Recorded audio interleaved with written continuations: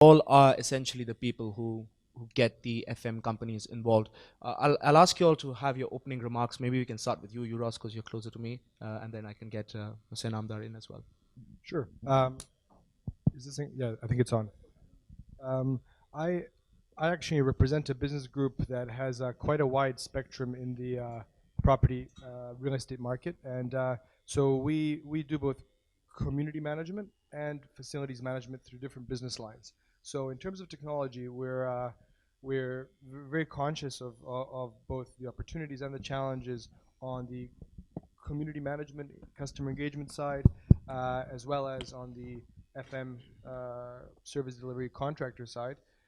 So we have um, plans in place for both, strategies for the future, and so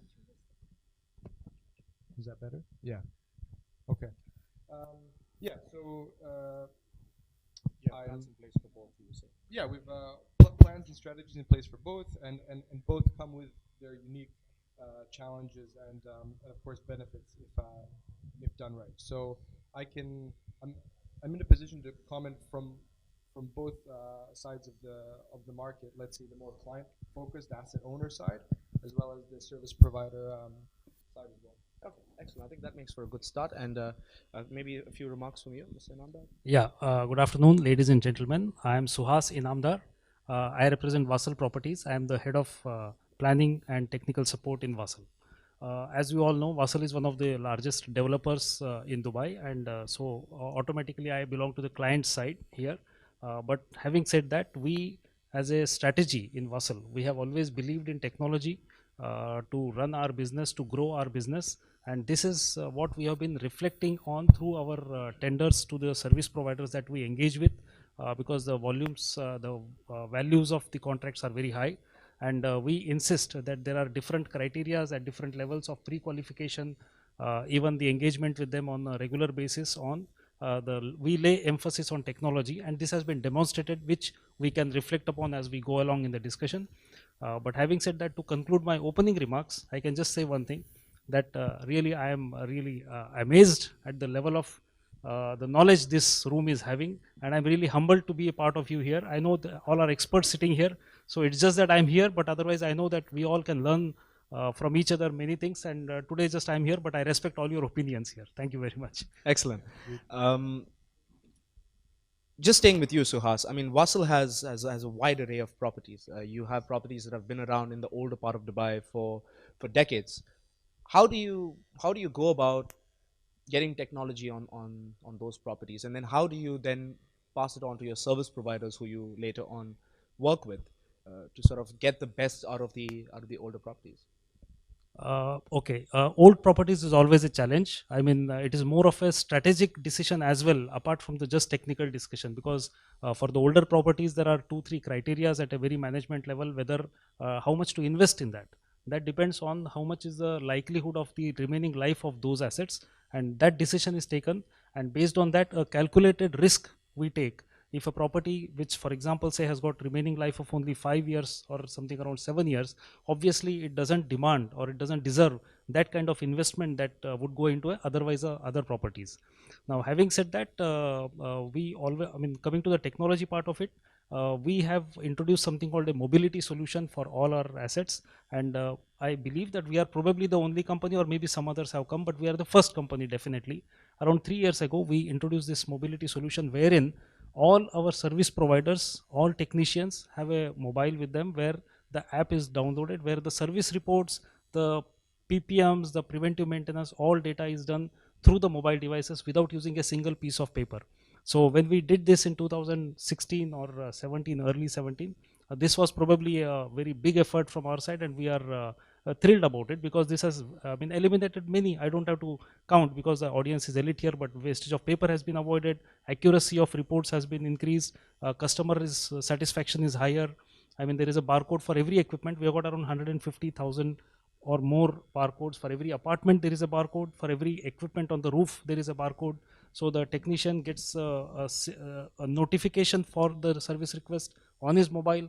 He goes to that spot, he scans it first as a mark of his attendance, then he completes the job, customer signs digitally. So this we feel has really improved the efficiency for us. So this is one part of the technology that was one. And the second thing is that we have recently entered into an agreement with Etihad ISCO for a very high value contract, which is around 67 million dirhams for all the properties for the energy saving retrofit project, which is done by which is further is executed by Smart AE, who is Firas is here. He will be talking, I think, subsequent in the next panel discussion. And we are very optimistic and very buoyant about that, because the savings that we are projected guaranteed savings from that are 14.8 million dirhams per year. This is all technology. I mean, this is what, because of the solar panels that we are putting, the lighting has been changed, and the ACs. These are the only three areas where we are focusing. But to underline that, this is a shift. I mean, we have believed in technology. We invented in technology for our benefit. So probably if this answers. I want to get Euros into this conversation, because I know y'all have been doing a lot on the paperless front as well. So maybe you can quickly touch on that.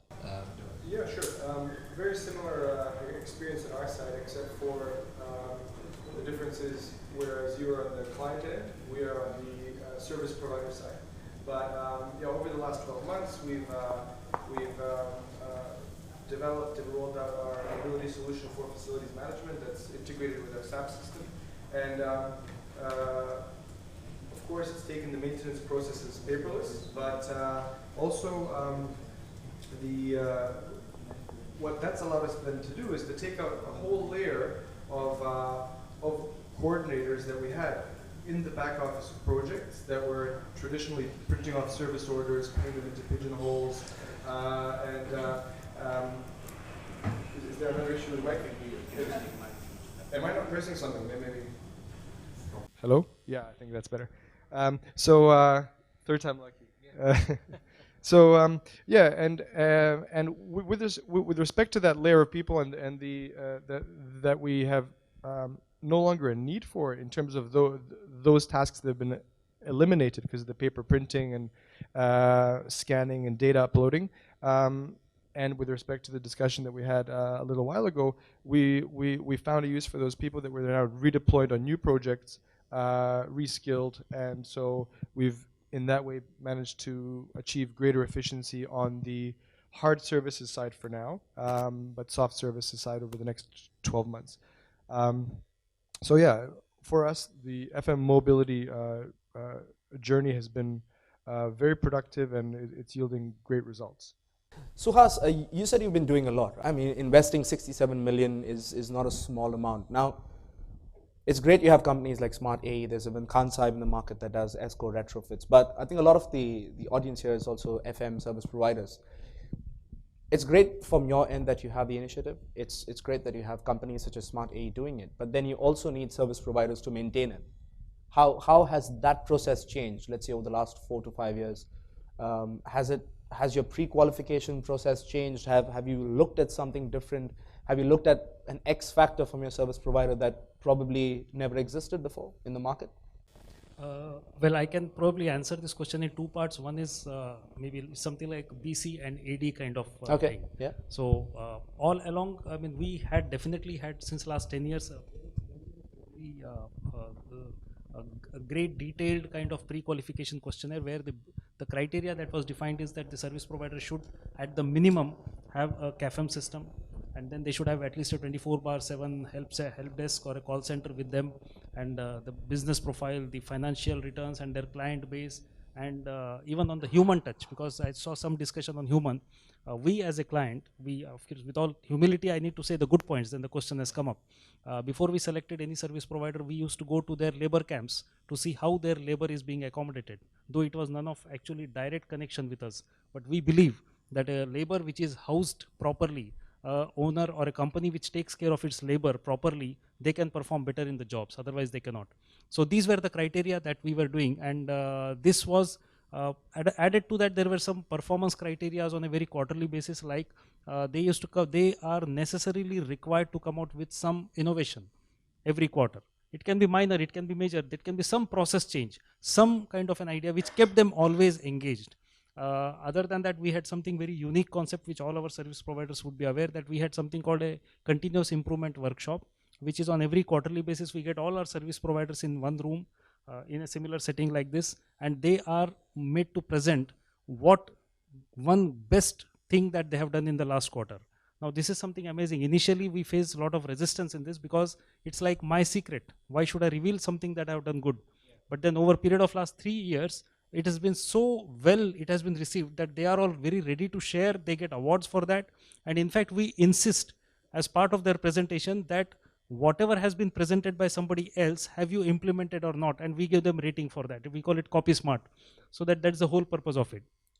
This is what we have been doing. Now, to answer your question, coming to the AD part of it, probably now going forward, the rules of the games are changing very fast. As we all know now, the technology is in a second gear or even the top gear as we call it now. So going forward, we will be laying more thrust on the IoT part of it, because that's a buzzword for the next 5 to 10 years, we can say. And the smart buildings, of course, that is there. And there is one more thing.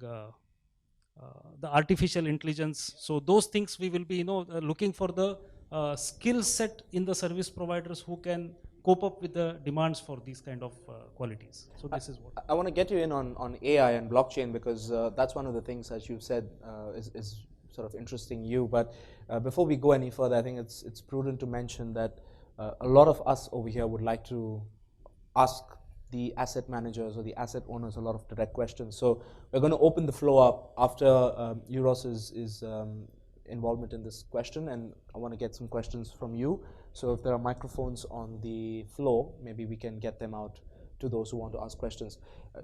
You're looking at blockchain, Industrial Revolution 4.0, and all these aspects as crucial elements in the asset management game. Right.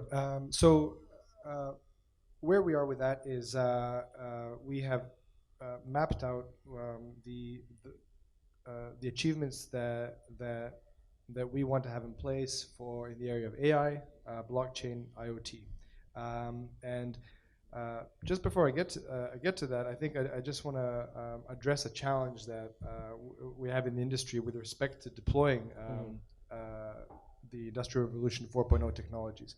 And that I think many FM service providers will relate to.